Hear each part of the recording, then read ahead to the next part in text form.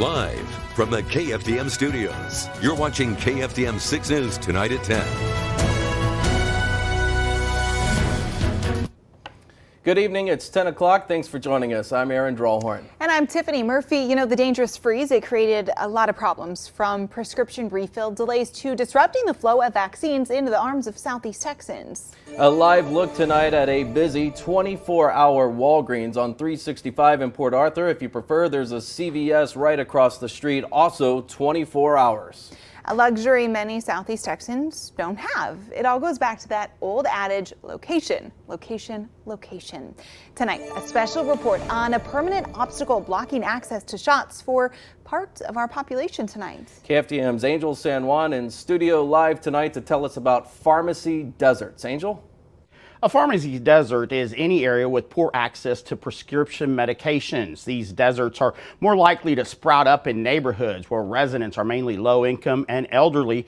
In recent weeks, we've seen how pharmacies have served as distribution points for the COVID-19 vaccines. That's why their disappearance is even more alarming in places like the west side of Port Arthur. Sandra Jones is a regular at the O&M pharmacy, where she comes to fill her prescriptions as well as those for her husband and mother. The pharmacy is in the west side of Port Arthur, a section of town that's changed a lot from when Jones grew up here. It was booming at one time, but now it's like a ghost town. Ever since the hurricanes passed through and the floods. And one of the most obvious casualties of that decline, pharmacies.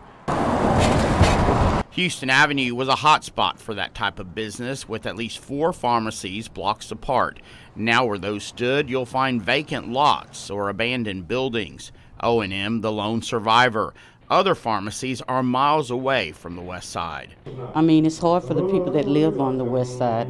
It's hard, especially for the elderly who has no one to help them. The situation is disturbing to John Beard. Oh yes, we had quite a few pharmacies on the west side. He reminds us that while pharmacies are gone, those who need them the most are not. Regardless of their age, they're still here, and they deserve to have a good, safe, secure, and healthy quality of life.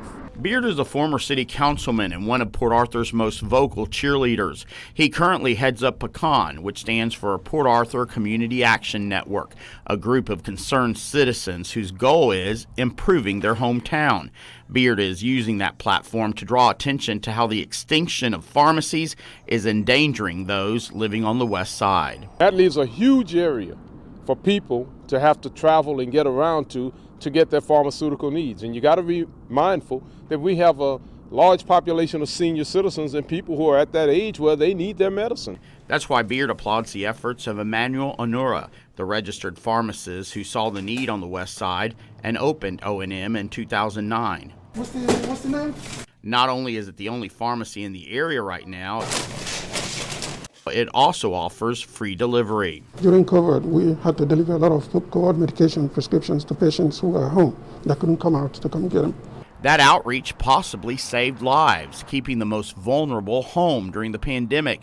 But this oasis in this pharmacy desert is on life support itself. The insurance reimbursement is not as it used to be.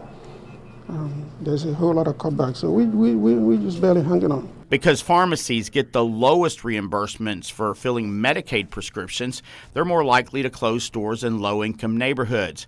Beard encourages citizens to do their part to keep O&M open. Come here and shop. But he also says elected leaders need to do their part to make this pharmacy desert bloom again. We have to use the power of government, community-based organizations, and others to bring things and amenities back to our community. We have to recruit those people and go out and get them. How many times have we written, or City of Port Arthur written and talked with other companies and agencies to get them to come and locate here? We've got land, we've got real estate, we've got incentives. Use those incentives to do that.